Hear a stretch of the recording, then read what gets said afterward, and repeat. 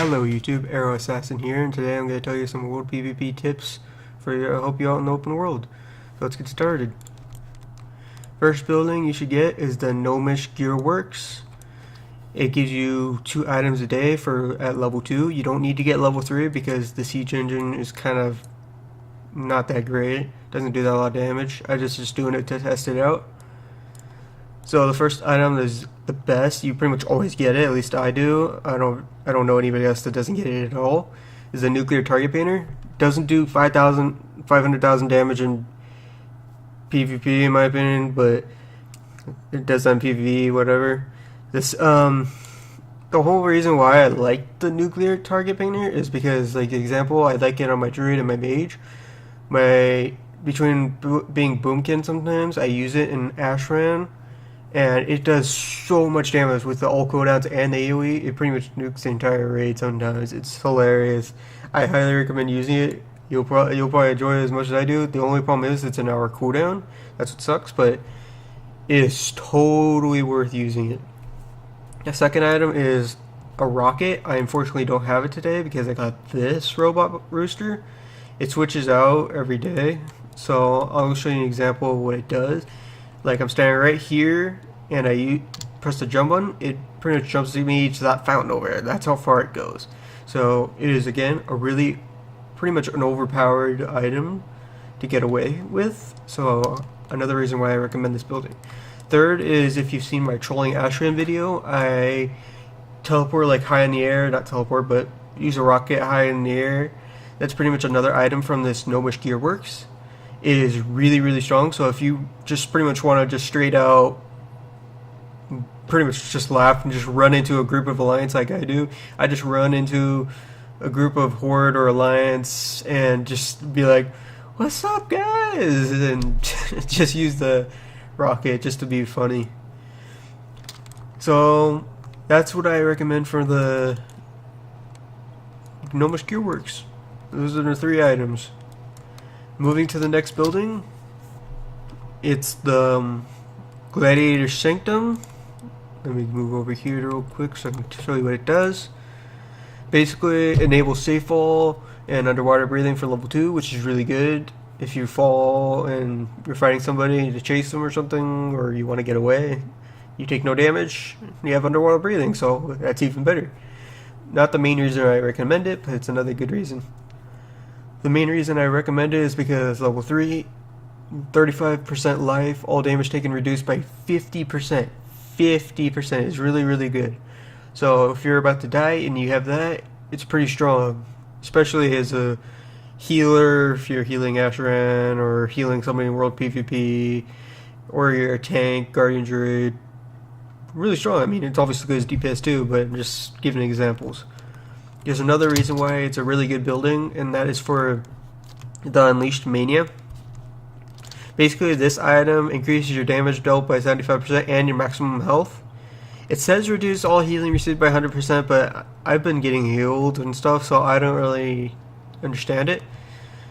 So that's why it says that, I mean. But anyways, this item is really strong too. If you have the Ancient Artifact in Ashran, and you have this as a Demology Warlock, Boomkin, and you use all this, everybody, the entire raid will pretty much melt in seconds. Like, there's no way you can survive with having this and the Ancient Artifact and all cooldowns. And plus, if you have the ring, it's just overkill, beyond overkill. So yeah, I recommend also getting this item. It's not 100% drop rate. Where you get it from is queuing at the Coliseum. I have this guy in my garrison because you gotta do the quest first. Once you have level 3 Gladiator Sanctum, because some people don't know where it is, it spawns right here. Remember, you need level 3 Garrison Sanctum to see him. Once you get the quest, you go into the Grand, you turn it in at the near Morkwalk's watch post, and basically we're at the High Mall raid, right outside it. And then once you turn that in, this guy will spawn in your garrison, and you can queue for it as many times as you want, except for when you win. After you win, it's only 1 win a week. So once you win, you can't queue anymore, you gotta wait till next week. And that is how you also got the Unleashed Mania. And you also get Lord of War title, Lady of War. So that's what I recommend for the garrison buildings. Those are the 2 buildings you should have for World PvP. I'm going to show you guys the next area of what's good for World PvP. Okay, so the next area is in Tarion Jungle.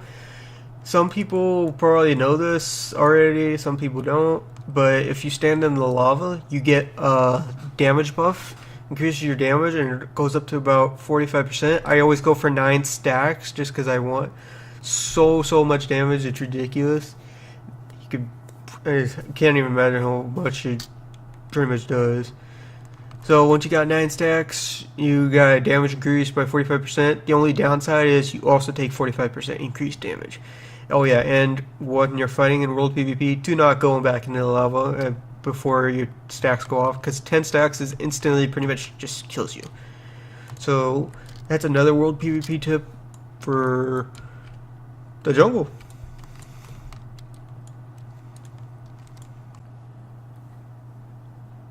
Okay, so my next favorite item is the Falling Flame. It drops off Cinderfall on the Timeless Isle. Kind of got an okay drop rate. I don't know if it's been changed lately, but I haven't farmed in a while. I just had it in my bags, and it's on my DK, so that's why I had to switch tunes. So, yeah, I'm going to show you guys what it does real quick. It's a really awesome thing that'll help you get away. Basically, it does this, launches you in the air so far. See if we can make it to... Nope, we'll make it all the way over here. See how far? Of course I died.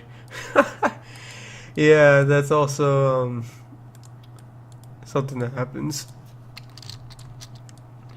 Oh man.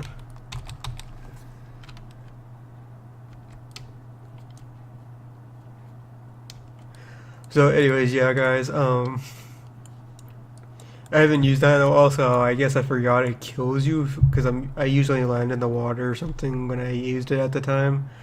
So if you have a goblin glider like I do and you forgot to use it, because yeah, I recommend still using it. Anyways, yeah, it's still a good toy or whatever you want to call it to get away. I'm just gonna take Red Sickness because I really don't want to do anything.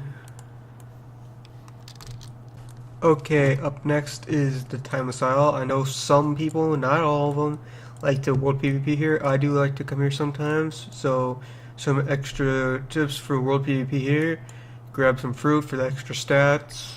And you can come to the shrines. My favorite is the Chi Chi buff or the Yuan buff, which, lucky for me, I got Chi Chi. Increases critical strike, haste, and mastery. So for some classes like Death Knights, Boomkins, Warlocks, Mages, pretty much it's all good, pretty good.